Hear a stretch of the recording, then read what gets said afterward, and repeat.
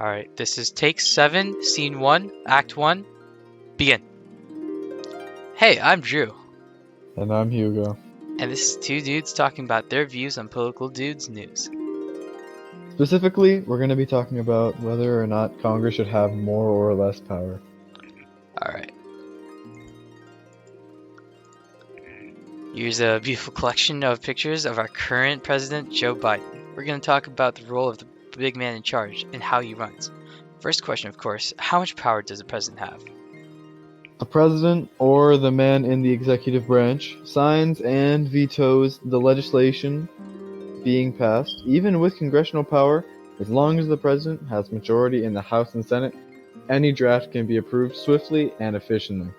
Worth noting is that the swiftly and efficiently are something that Alexander Hamilton believed should be sought in the presidency in his letter Federalist 70. True. Now, why does the president have this power? Back in the olden days, the framers were most wary of too much power in the executive, fearing tyranny as they wanted a balanced executive rather than returning to a King George kind of rule. Mm-hmm. And you mentioned Hamilton and Federalist 70, and to elaborate more on that, Hamilton wanted an energetic president, which meant he wanted someone active, acting swiftly to situations internally and externally. And I think this illustrates the president's purpose perfectly, because it's the one man who has to make definitive actions.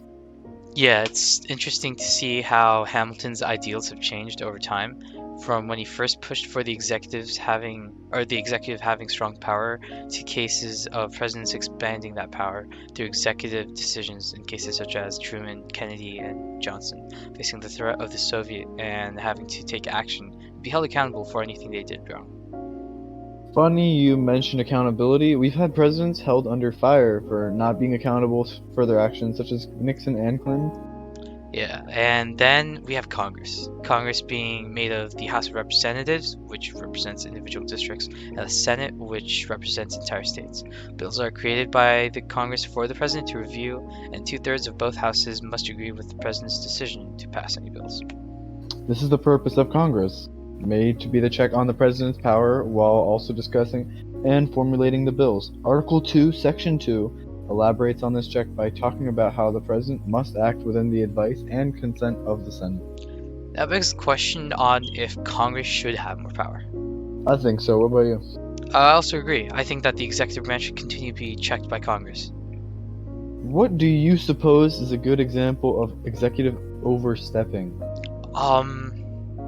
Well, recently with Trump's chair and the impeachment trial in late 2019, when Trump withheld $391 million, I believe, from the budget for Ukraine's assistance in providing damaging narratives for Joe Biden's campaign.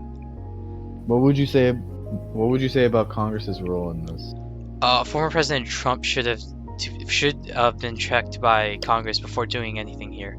It's a form of bribery and violates a law passed in 1974 prohibiting the executive branch from spending money that Congress had previously appropriated. I would definitely agree with you that what Trump did was overstepping the power of the executive. George Bush is another example not too long ago of why proper checks and balances is being called into question. With Republican majority in both houses, George Bush had an absurd expansive power with the passing of Medicare Part D in 2003. The other side of the legislation, despite their own majority, voted against this passing. Had zero effect on deterring the passing of this bill, something like 207 Republicans voting in favor as opposed to 19 voting against. And the numbers for Democrats were 9 voting in favor as opposed to 195. But majority rules. So it basically said screw Madison and his whole checks and balances shtick. It basically admits the whole point of Federalist 51 and Madison's argument that there should be checks and balances of power throughout the government.